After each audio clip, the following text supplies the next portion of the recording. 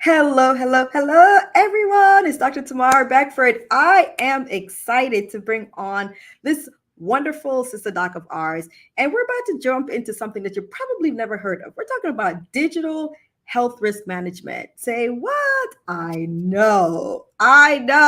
But this is here. She has been like slicing and dicing it all around and really getting a lot of people understanding what digital health risk management is. So we're going to dive into that. But you know how I do. I'm not just going to be like, all righty, just come on in. We got to bring her in our fashion. All righty, boom. So, this wonderful sister doc of ours, she's a graduate of Boston University School of Medicine. She did her residency in family medicine at the University of Maryland. Are you still a Terp? Go Terp in that way? Go Terp. But we skipped over one. We We can't skipped over the H. All right, go ahead. Tell them. to the real HU. Uh-oh. University for Uh-oh. But yes, I'm also a Terp. Uh-oh. Alrighty, all my Hampton University people stand up. Yes, I know that I have like some of my friends, Hija Washington, she's from HU. Dr. Monica Wharton, she's I think she's the CEO of a hospital system down there in the South. She's HU too, and I think that she just dropped her kids off in HU too, so she's doing a second alum. So all my HU people stand up. Dr. Justin Washington, HU. All righty. All right. Y'all can stand up. I love it. All righty. So, in addition to all of that wonderful thing, she is a triple board certified doctor. So, she is triple board certified in family medicine and lifestyle medicine and diversity medicine. In addition to all that, you think she'd be like, "Whew, all righty, I done did it." Nope. Then she went into the tech space. So she's an executive leader in the digital health space with digital health risk management. She's a consultant at digital risk compliance solutions. In addition to all of that, she's also CMO of a women's health startup, Emme.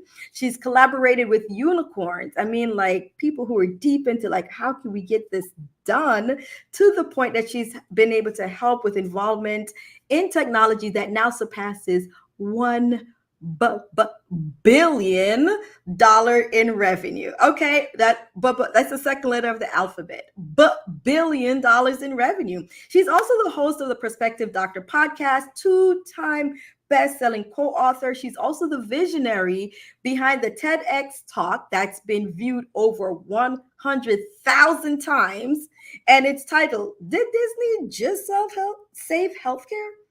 Imagine this. All righty, we'll find out some stuff about that. Why? Because this doctor is on a mission to redefine healthcare for the digital age, ensuring that it's efficient, it's safe, and it is accessible for all. Who am I talking about? The one and only Dr. Erkeda DeRouen. Hey, how are you, Doctor? Wonderful. Thank you so much for having me. Hey, how could I not? With all that you were doing out there in the space, how can I not? Alrighty, people are just like, whoa, blown away. But let's bring it back to the beginning. What made little Erkeda, say, you know what? I don't need my 20s. I don't need my 30s. So I'm going to give it all to medicine. What made you decide to be a doctor in the first place? So my story isn't like a story in which like something dramatic happened or anything like that. I'm one of those girls who, when you look at my Christmas pictures at age like 3, I have a little doctor kit. Here we go. I was really inquisitive and I love science, those little science kits and all of those.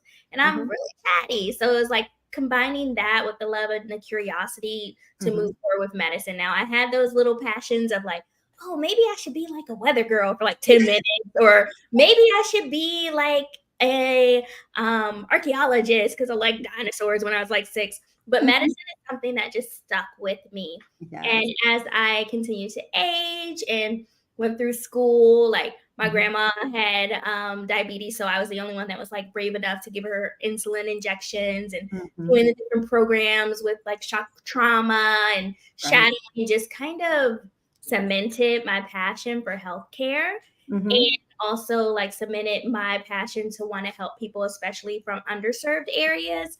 because Mm-hmm. my family is from the DC area, and there's a lot of underserved medicine and care here. So just seeing the possibilities and just kind of wanting to come back and like help my people is what kind of pushed me into the field of medicine. I love it. I love it. So really, had a little bit of cemented idea like, okay, I love and I have this passion for learning. I have this passion for my little kit that I have here as a kid. But then also, as you said, as you got a little bit older and got a little bit more exposed, you realize the impact that medicine can have on families, and even within a family that does not have a lot of people who are probably in healthcare. And even just that small step and just a small task of giving the insulin. There's so many people that are afraid, like, oh no, I don't want to inject. There's so much fear that goes with that. And so you see even how that passion can help and to augment even the health within a family within itself. So alrighty, boom, you're like, dinosaurs are cool. The weather girl is cool. I'm sticking to this and I'm sticking to medicine. So now when you went into medical school, there are a lot of different specialties, but you chose family medicine. What is it that drew you to family medicine? And was this what you wanted to do all along? Or is it just like, you know what? Alrighty, yes, I finally made it. This is what I want. I figured it out. I figured it out. Tell us what the story is behind that. Yeah, so I've always been interested in primary care. I just don't think I actually knew what the term was. Okay. Different doctors, like, you think about pediatrician, you think about internal medicine, but we didn't call it like internal medicine. You go to the adult doctor. Yeah. But I never really knew what family medicine was. Mm-hmm. And when I went to medical school, I actually did a combined program where I did my summers after my sophomore and junior year at Hampton University, at Boston University. Okay. And we came together. It was a group of us from different historically Black colleges and historically Latin colleges.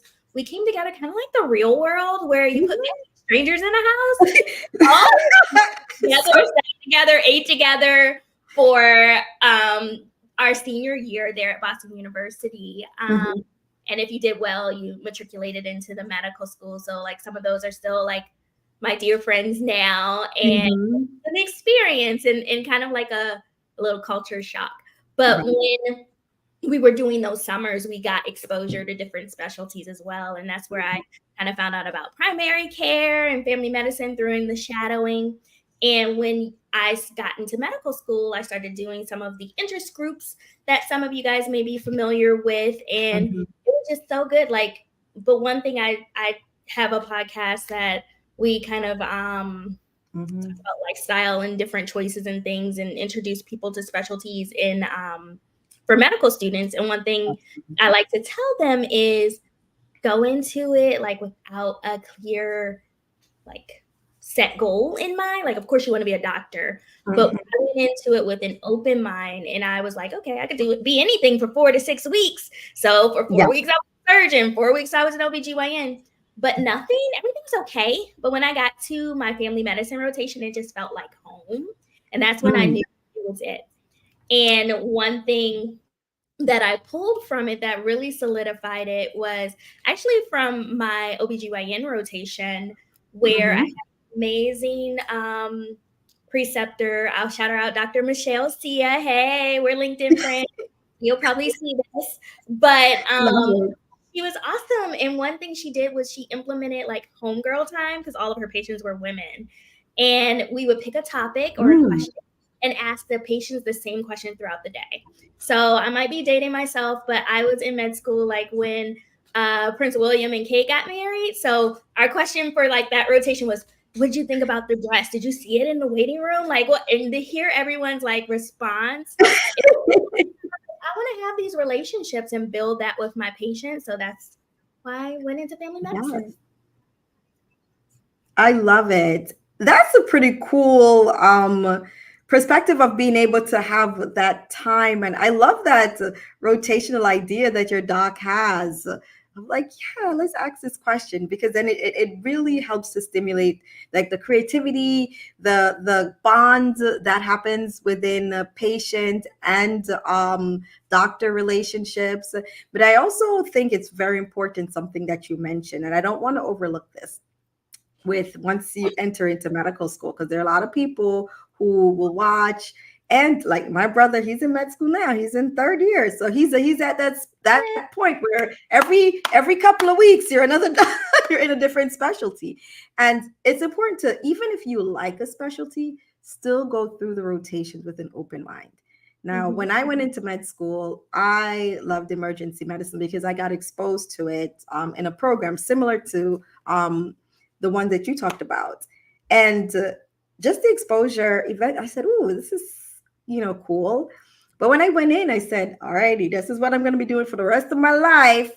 So I need to make sure." So I kept my mind open for the different specialties to see if anything else pulls me. And, in the end, I end up doing what you did. I'm just doing the faster version of family medicine, which is emergency medicine.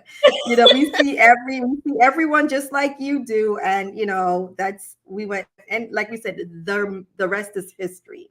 Alrighty, so you have now done family medicine, but you also, like, you are triple board certified. 2 more board certifications. What drew you to those other specialties to say, okay, I want to add this to my repertoire because, I feel like this is important. Like, what was going on at the time to make you add those other 2 board specialties?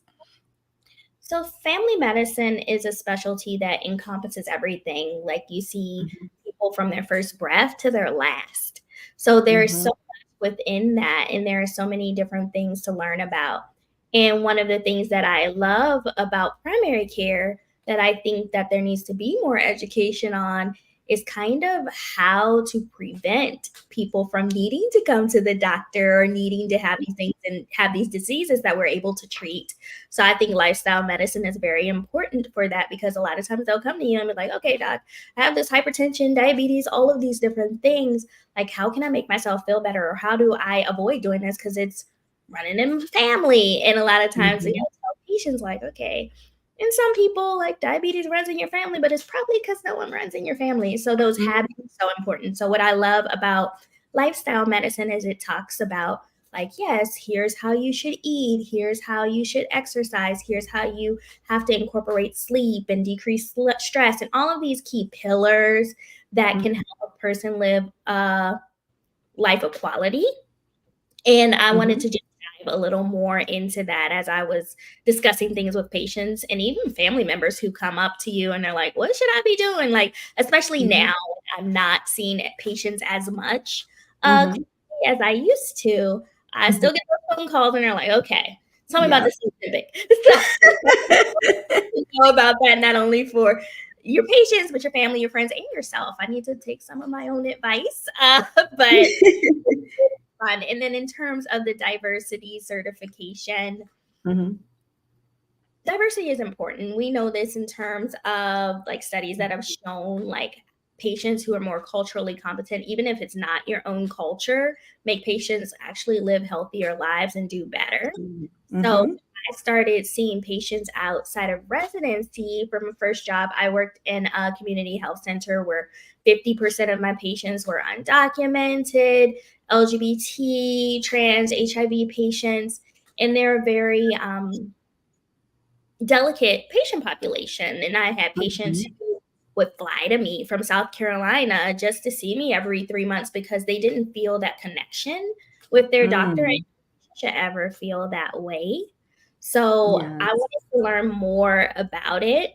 And also, of course, I have my lived experience as living life as a Black woman. But as you start to join quality programs and create initiatives and things that can affect populations, we have to realize that individuals are not a monolith. So I decided to invest in my education and to grow it. So I got a board certification in diversity medicine, and it's from the American Association of, like, Public Health. So having that public lens definitely helps as I'm making different recommendations for things. Love it. Love it. And you're right. We're not a monolith. And there are patient populations that are very delicate. Even working and seeing some of this, I'm always happy that there are community centers available to help some of our patients. Because when we have patients who come into the ER, and we know that a lot of patients, use the ER as a way to get their care.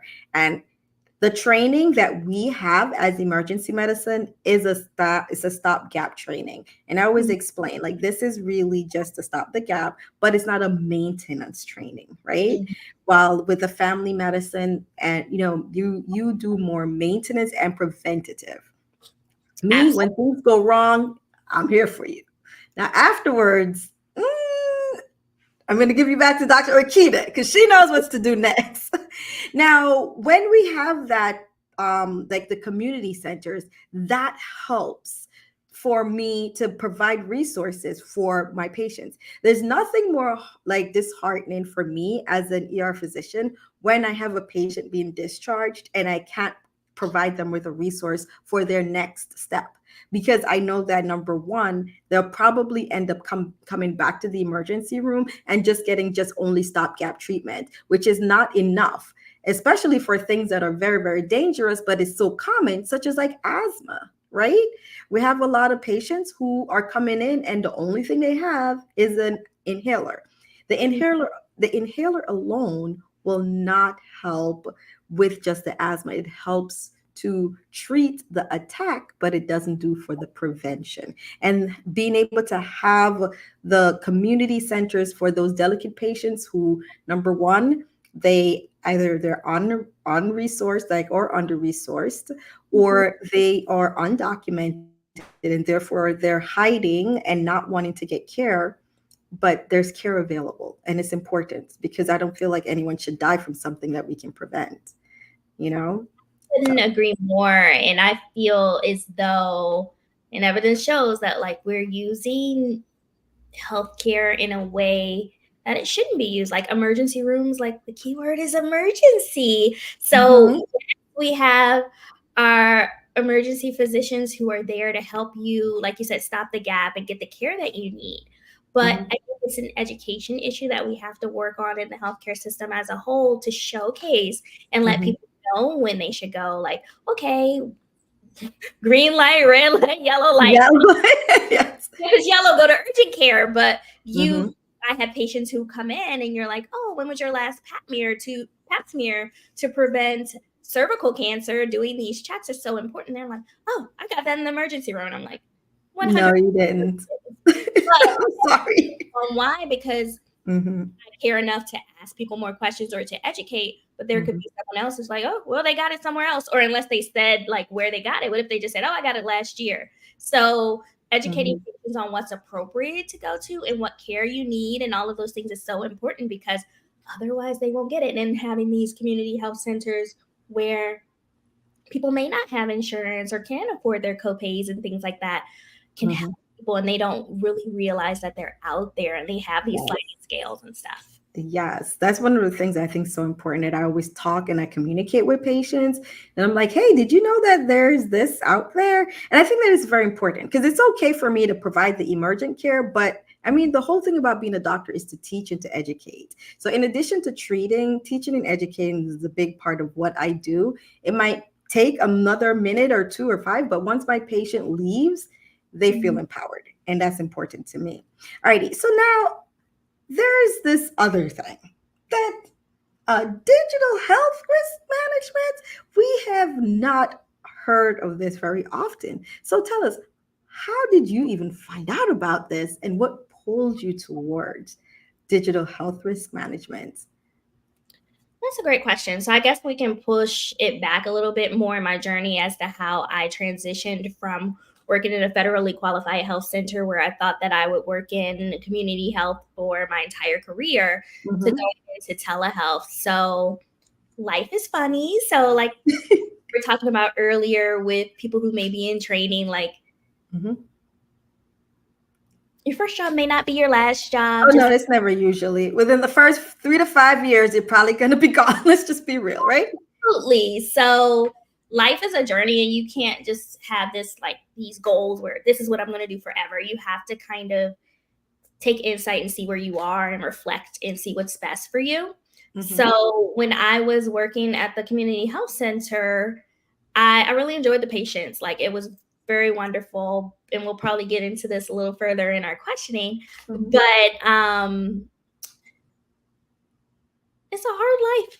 There is a lot of turnover. There are a lot of needs that the patients have, where of course you know how to treat it medically, but resources, there's that gap there where, for instance, there was a patient in which I talked about in my TEDx who had kidney disease, and he ended up needing dialysis, needed to see a kidney doctor, but because he didn't have insurance, the recommendation was for him to go to the emergency room every 3 days because he couldn't get dialysis. And is that what kind of like livelihood, like it's terrible. So that was weighing on me. And then in addition to that, there are different incentives and structures that come alongside with healthcare administration and bureaucracy.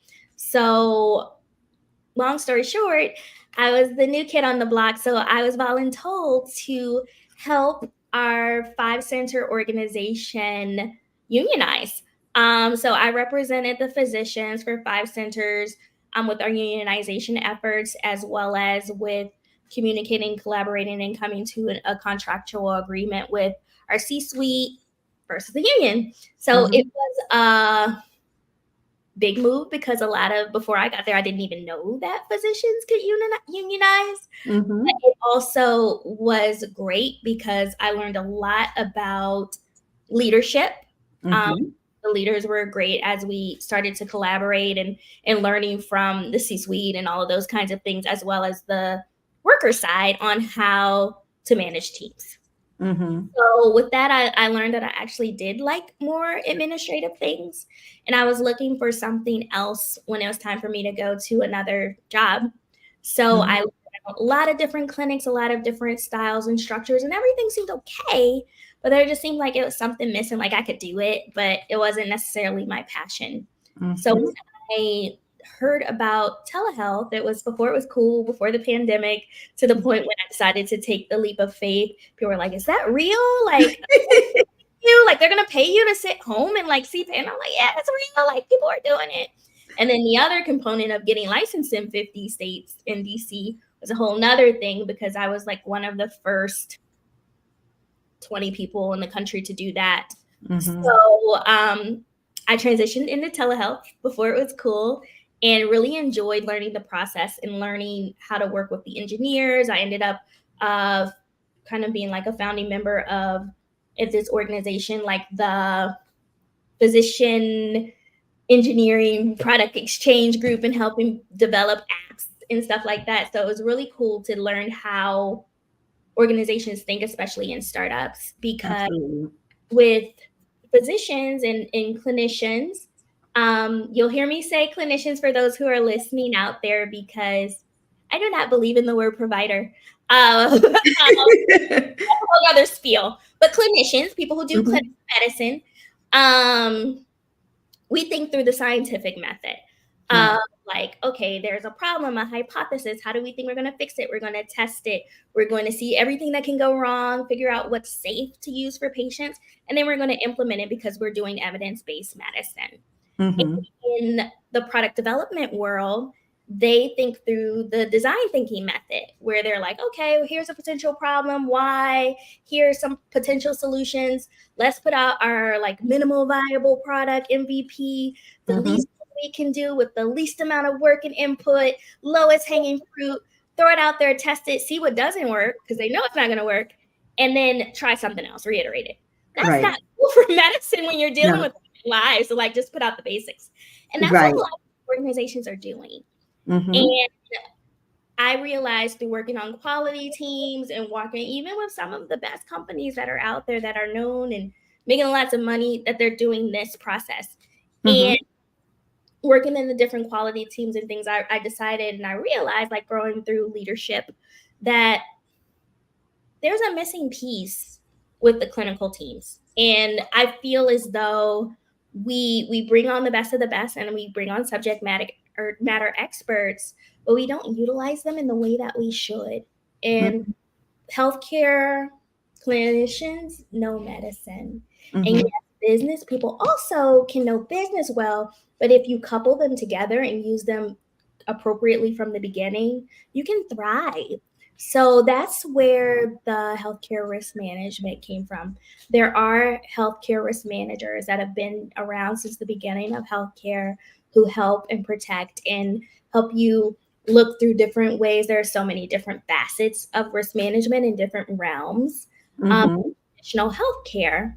But in digital health, it's a different ballgame because we are held to the same standards and expectations as if we were caring for patients in person.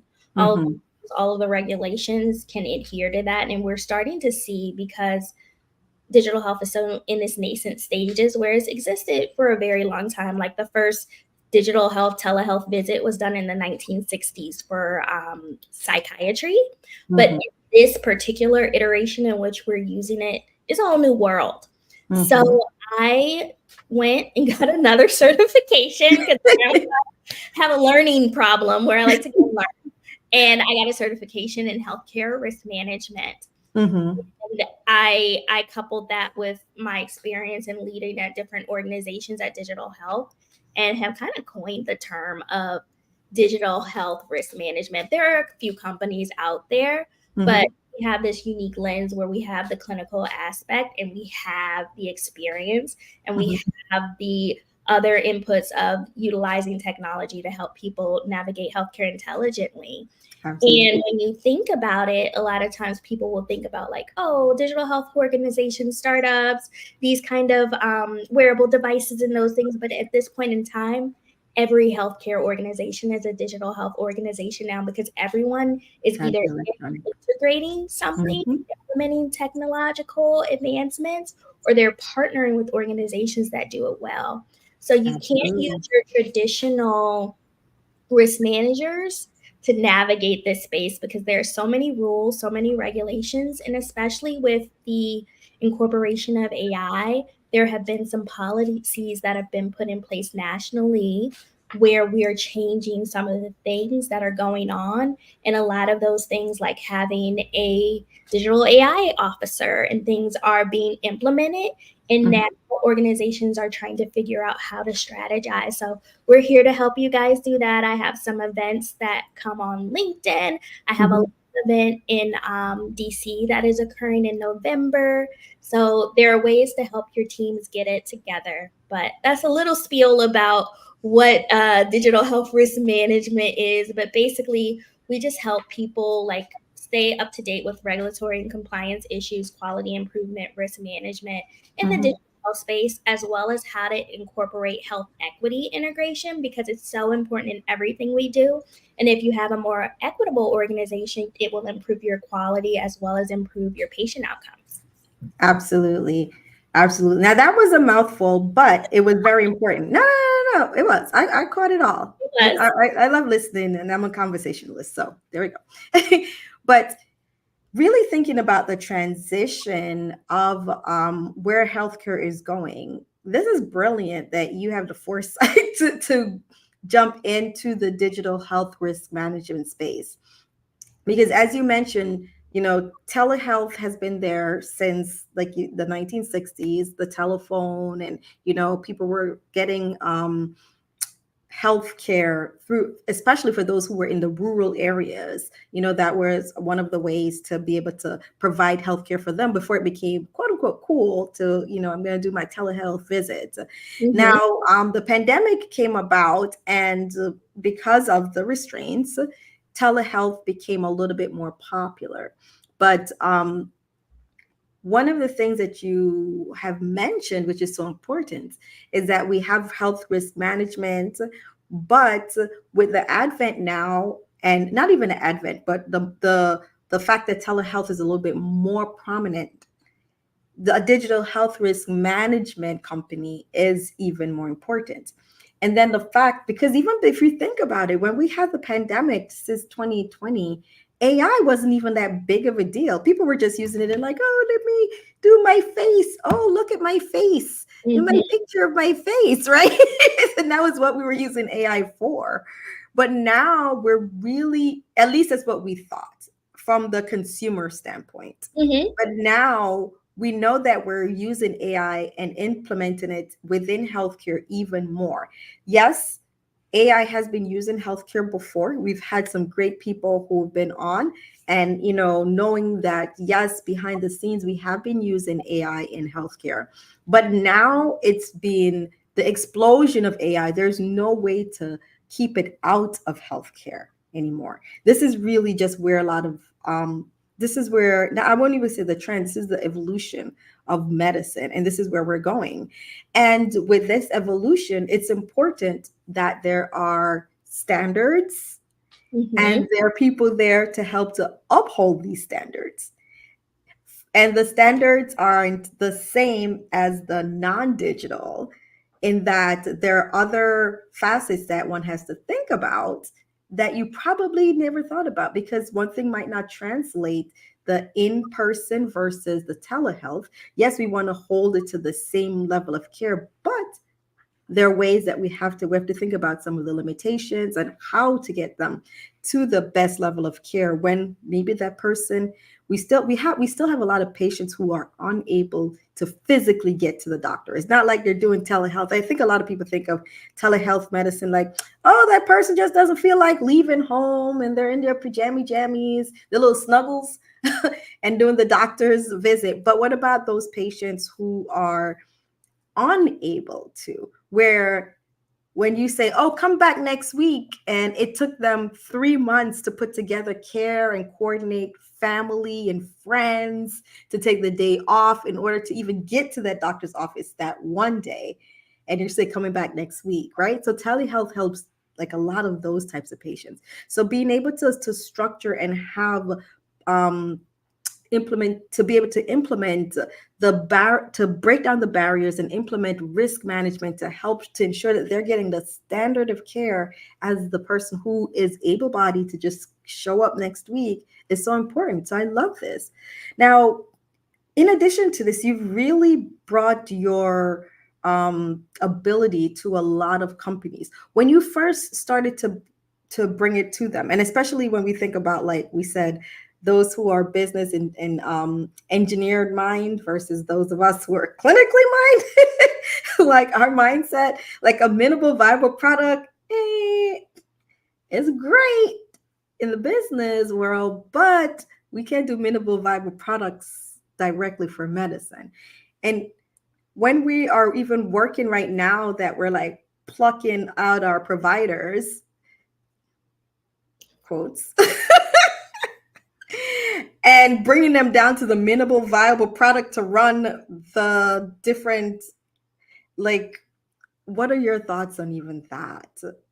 Like I feel like right now we know the clinical and the hypotheses. We know the business hypothesis. There's a merge, yes, but there's also has to be a barrier where we can't run our clinicians to the ground because we're trying to use that same business minimal viable product model. We're not robots.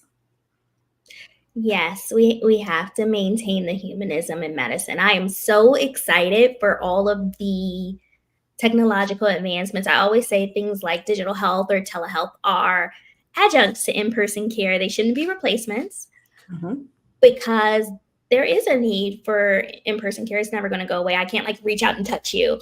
No. Even if we have the holograms and things, it's not the same. But they're popping up. But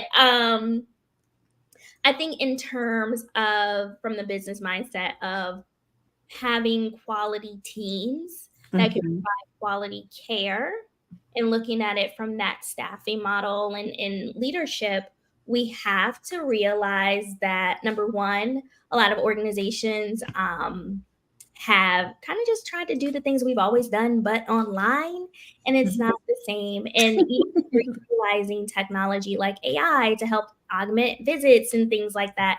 Just because you see more, it doesn't mean like, okay, now you can text patients. Let's text 5 at the same time. That's not necessarily safe, and it is not also keeping your workers at a rate in which they can humanly do things. We also have to make sure that we're not,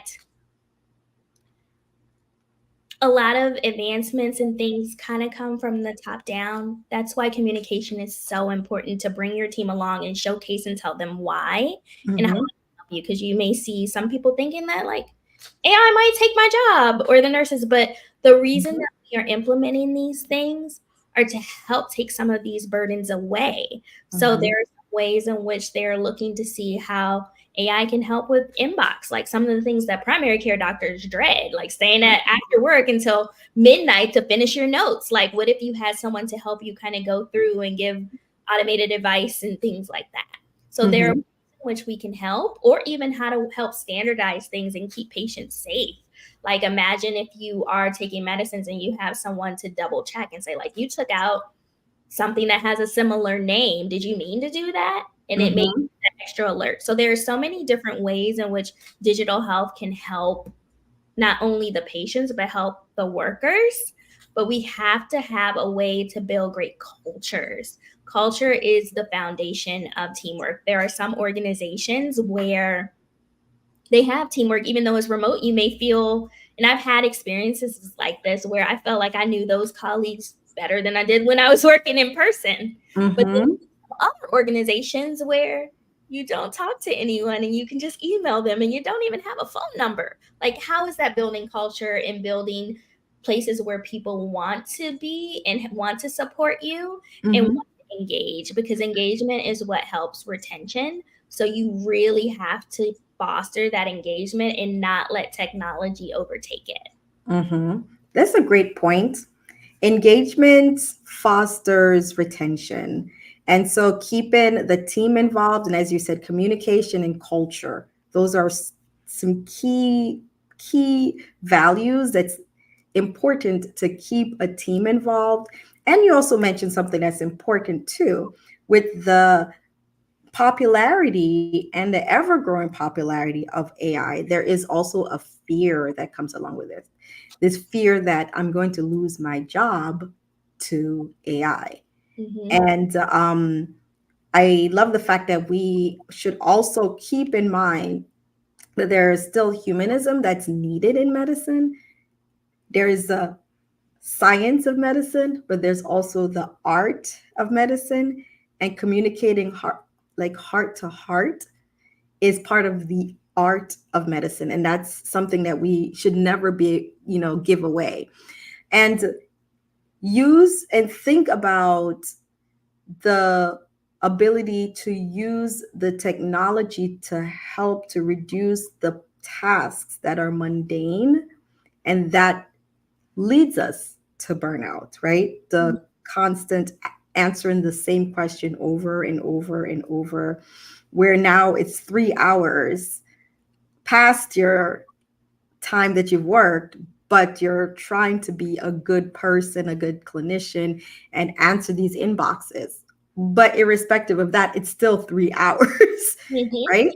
So being able to, like you said, questions that are able to be answered automatedly, which are just standard questions that are asked over and over, to be able to get that done and to reduce the hour. Hopefully you won't even have to work outside of your hours so that you can spend that time with those who you love. Now, talking about that, working and incessantly working and excess and so on, leads me to my question about burnout. Have you ever experienced burnout? And if so, what did it look like for you? So this also is one of the questions I think that I love. And it kind of goes back to like my little wordsmith thing about like providers versus clinicians. Technically, yes, I've experienced burnout, but I don't like the term burnout either. The reason that I don't like the term burnout is because I feel as though the word kind of makes the person feel like they are the problem.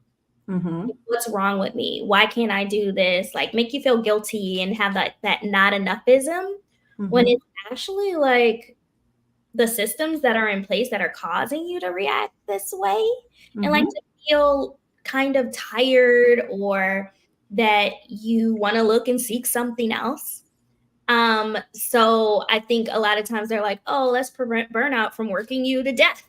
But like, why not create this culture where it's okay to take some time off, where it's okay to express your concerns for improvement, where it's okay to voice certain things. A lot of times people are getting burned out because of the system that they work in that's not working well. So for me, I would say yes, I did experience it. And I think that it was one of the best things that happened to me because it gave me the ability to look into something else and to see what I could use my skill sets that I had been building from the different various arenas to come together and do something and craft the career that I wanted and kind of own it.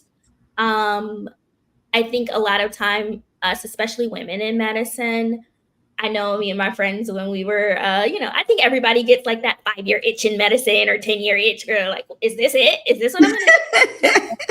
You might as well put a PowerPoint on the screen and say like, okay, diabetes, here, read that and ask me questions. But it doesn't have to be that way. Even if you decide to stay in clinical medicine, like you can always reinvent, like getting a new office, going DPC, trying urgent care if you don't want to do primary care anymore. If you're a surgeon, like doing some consulting, something. So I think a lot of times we were like, I know I went to school straight through. Like I've only done medicine. I probably wouldn't even qualify to like work at Sephora if I wanted to quit.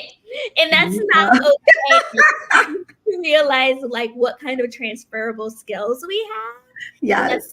So much knowledge that you carry that is of value that you can honestly like accomplish anything that you want to accomplish. So I think when I became burnout, it was great to have my support system to kind of reframe my mind and actually pull up what do I want to do. And it really helped me create and make decisions. I love it. Now, I still use the term burnout, but you're right. But the way that I've been now approaching it is to say, you can't wait for somebody to save you. This is really where we are. And unfortunately, let's start doing things to make ourselves feel better. Because if you're waiting, then the despair, the emptiness, the anger will increase. And I don't feel like this is the life that any of us are meant to live. We're meant to live a life of peace, harmony, balance, and joy. And so we're going to go out there and get it. So that's my attack on burnout. Now, I do love your perspective on it. And it's true. It's true. And, but we're just not going to sit there and take it anymore. I kind of feel like the song, the 80s, we're not done. Because they're doing it to us. Exactly. So that's where we are with it. But I do love when the thought process that when we really are in this time of like, we feel this despair, it's an opportunity to reflect and to think about what it is that you like, what it is you don't like, where are you now, where do you want to go, and what skills do I have to help me to get there? And to also remember that you have skills that are transferable skills. And I love that you talked about that you said that you had to pull in your circle, your inner circle, to make you realize that I have skills that are transferable, because a lot of us who have been, and we're what we call traditional students, right? Because you remember back in school, they'd be like, well, a non-traditional student. No, they're world-lived person. We traditional students, we're book, like we know the book and we know the test. When do I show up for my test? Okay, and I'm going to go study, and then I'm going to go, when do you want me to for my next test? And that's life that we've lived from, applying to this next. And it's as if like the path was there. Okay, you do A and do B, and then what do I do next? I want to become a doctor. This is the path that I need to follow. So now when you're there and you're in this moment when you're like, okay, I've been doing this for so many years. Is this it? You start going back and you're thinking like, I've never done anything else. So that means this must be it, because I don't know how to do anything else. And the answer to that is so false.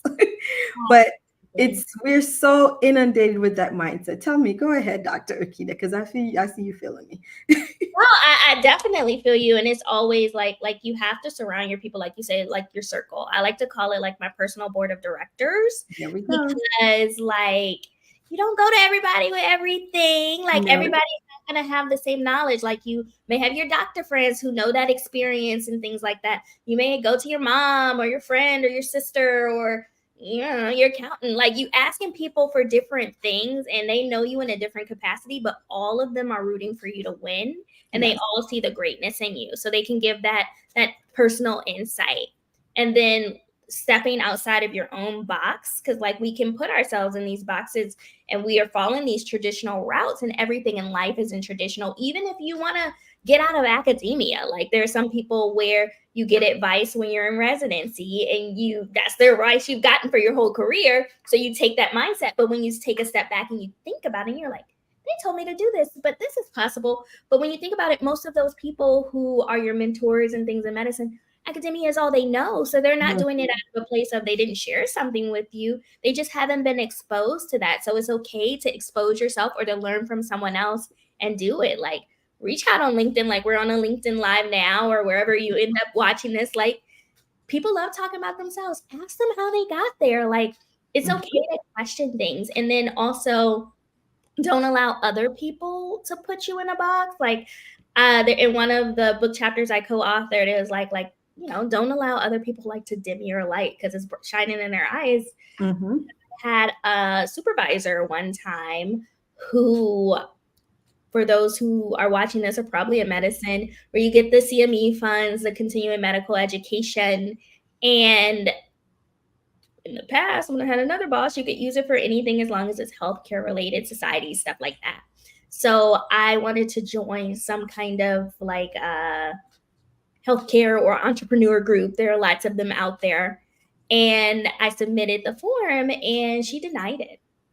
And she called me at 8:00 at night after hours to tell me why she didn't approve it. And the thing that stood out in the conversation was, I'm not approving this because, Erkeda, you're a doctor and you need to do doctor things. Ooh. And that's when I decided to leave that organization. At that point, I didn't leave that night. But the decision. Because you can't put me in a box. And I am doing doctor things right now. They may not be traditional doctor things, but don't let anybody tell you what you can't do. Absolutely. Absolutely. And you also don't let others tell you what you can't do, and also think and reflect on the box that you might be mentally putting yourself in, and work on breaking down the size of those boxes. Because, and and when we say this, we're saying this out of love, people. We're saying this out of love, and that it takes time. And when you're in that box, you didn't get in that box yesterday. These are just barriers that you have been building as protective barriers to get you to where you are. But now that you are there and you've used the barrier for protection over the time that was needed, probably like in your undergrad when organic chemistry was trying to come on in, right? Or during those rotations. But right now, we're going to open that box, and we're giving you that invitation to let it loose and to go after what it is that you want. And when your mind is telling you you can't, you flip that to how can I? We flip that. All right. So now enough of our, that was part of our TEDx talk. Now let's talk about your TEDx talk. Now we'll go over this so quickly because this conversation is super juicy, and we're going on and on and on till the break of dawn, kind of. But the TEDx talk, like how Disney saving healthcare, like how did you come up with that? And for those who want to just get a little people what it is so that they can go and watch a TEDx talk? Give us the little highlights. Yeah, so it's basically talking about health innovation and how we can collaborate in an interdisciplinary manner. So when I was thinking about it, my little soapbox, which you guys have already heard, like we can't continue to practice medicine online the same way we do in person. And with us working with different types of teams, so not just physicians, nurse practitioners, healthcare administrators, all of those kinds of things, nurses, now we have to add that other component of other interdisciplinary teams like user experience teams and product development and engineers. So it's a whole nother ball game. And we have to figure out ways to combine that so we can speak the same language because we're serving the same mission. And when I thought about it, I'm a Disney girl. Ever since I was 3, Little Mermaid, Lion King, all of those kinds of things. And I've always been fascinated with the Disney experience and the stories because they provide excellent experiences. And there are actually courses on like how like Disney can impact different parts of different organizations and translate. And when you think about it, I don't know if anyone's ever heard of the Imagineers, but they're a group of people who work for Disney, everything outside of the film and television. So the amusement parks, the cruise ships, all of those kinds of things, and they come together and they're from all backgrounds. So they're not all animators, they're not all lawyers. You can be a landscaper and be an Imagineer. And together, they give ideas. Nothing's like turned away outside the box. Like it's idea pitching time. And imagine how they can deliver these services and this experience to people. So I figured, like, what if we created the Imagineers for healthcare? And we talk about it in there and how we can use it to kind of improve systems, improve quality, and improve equity. And just reimagining, like, what if we use drones to deliver medicines quickly? What if we brought in community leaders and outside of just saying, okay, zip codes, which is very important when we're figuring out what people need, like how we actually get to what the people need. And it came with organization or personal board of directors for that called the Pacemakers in it. Pacemakers and I actually have an app developed from that where when we were talking about earlier, when patients come in and we don't necessarily know where to refer them or if they're having issues with money or living, all of these, like people don't know where to look. Yes. So, I have an app called Pacemakers, PACEMAKERZAPP.com, Pacemakers app. And it has all of those things that we like to talk about in terms of the social determinants of health and like where to go and get a community health center. If you want a culturally competent therapist from your background, where can you look? And a little bit of information. So if people want to check that out or share it with your patients, it's free. Absolutely. I love that. Even people, even within the last week, I've seen people asking for, help online for therapists. And, as you mentioned, even those words, someone that will understand like whatever demographic group that person is from. So it's good to know that we have this app available so, they can use it and be able to get that information. Now, here's my fun question of the day before we finish this great conversation. Now I got to really think because we talked about so many things. All right. So if you weren't a doctor, you weren't an TEDx speaker or speaker extraordinaire, app developer, digital health risk manager, I'm so evil, Disney girl. Alrighty, what would you be? This is my imagination question. So I love it. I would be a history teacher. Oh, I was a bio major in college and I really love history. I think I would have done that if I hadn't done medicine. And I'm one of those like nerdy people who like falls down the rabbit holes on like YouTube or Wikipedia. So I love just learning about history and like all the cultures, not even just like, I led a little royal family and all their tea, but even like ancient China and stuff like that. So yeah. Love it. Love it, love it, love it. Alrighty. So I do have a couple of teachers. So the question that I ask almost all my guests because I have a utopia list right here where Okay. all my doc friends are part of my utopia. I do have two other teachers in the utopia. So my teachers, you guys can sit in the coffee shop because we have a coffee and cake pastier person, and then we have our florist, so you guys can sit, you can read your book and put together your lesson plans in a beautiful coffee shop and bakery that we have with some of our other docs and the florists and so on. So good, I have a nice little space for you to hang out. My life now. Coffee shops and random hotel rooms. I love it. I love it. I love it. Alrighty. So there's so many people that are watching this wonderful conversation and they want to know, how do we get in contact with Dr. DeRouen and what does she have coming up now? We talked about the app, the Pacemakers app, anything else that you have coming out or that you have out that you want the those who are watching to be aware of so that they can get a part of Dr. DeRowen's world. I think we just made a Disney show. Go ahead. I think I do need a Disney show, but if I don't have that, I guess you'll just have to reach out to me. Yeah. If you want me to have any, speak to your organization about any of these different topics about risk management, overcoming obstacles. If you are having some burnout and things like that, drerkeda.com, DRERKEDA.com.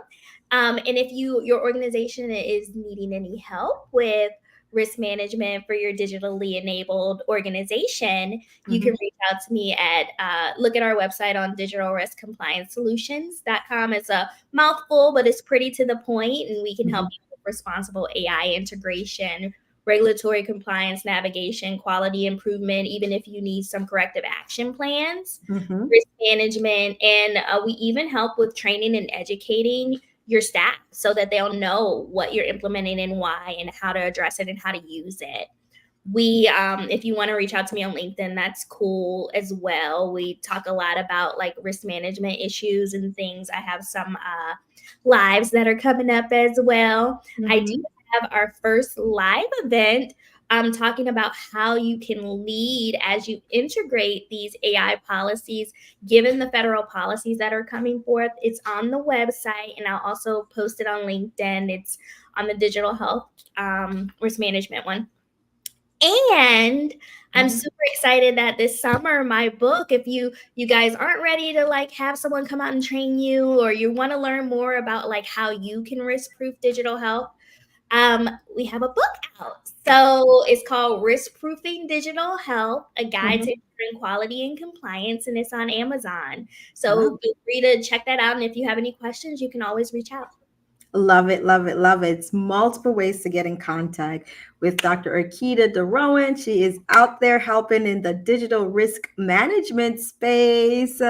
Love it, love it, love it. You got the app, you have her consulting company that she can help you to navigate this space that we are in right now, where we're just using more and more technology, and therefore her guidance and her team is more and more and more needed where we are right now in healthcare. Alrighty, Dr. Erkeda, thank you so much for joining me today. Now, I know a lot of people are here wondering, they're like, where can I find this? I only got the last part of the conversation. Have no fear. This wonderful conversation is available on our Your Caring Docs website. That's URCARINGDOCS.com. You are going to see Dr. Erkeda's beautiful face. Just click on it, download this podcast, and send it to your friends. Those especially who are in leadership and they have to recognize like, hey, whoa, I might need some help in this digital space. Her and her team are available to help you. Now, for some of you ladies, you heard us talking about burnout and stomping it. We're on the stomp, stomp, stomp train. I have a burnout coaching program where ladies, we're just going to stomp out burnout. We're no longer sitting and waiting. We're going to really pull the bulls by the horn and stomp, stomp, stomp it out, right? So if you want to enroll, just go to our yourcaringdocs.com/thrive, yourcaringdocs.com/thrive. We are limited it to 10 ladies because we want you guys to have the individualized plan to make your life the one that is worth living for you. So it's not a blanketing. You're going to work on your individualized plan and you're going to kick burnout out of it, right? Whatever it is, if it's career, whatever it is that we need to do, we're going to help and make sure we can get that done. Well, with that, we're going to thank you all so much for being here. Dr. Erkeda, any last words before we close out this conversation? I just really appreciate you for having me on the show, and I just hope that you keep thriving and helping other people thrive. Hey, you know that I am here to help. Thank you guys so much. I will see you guys next time on the Dr. Tamar Breakfast Show. Have a great day, guys. Bye-bye.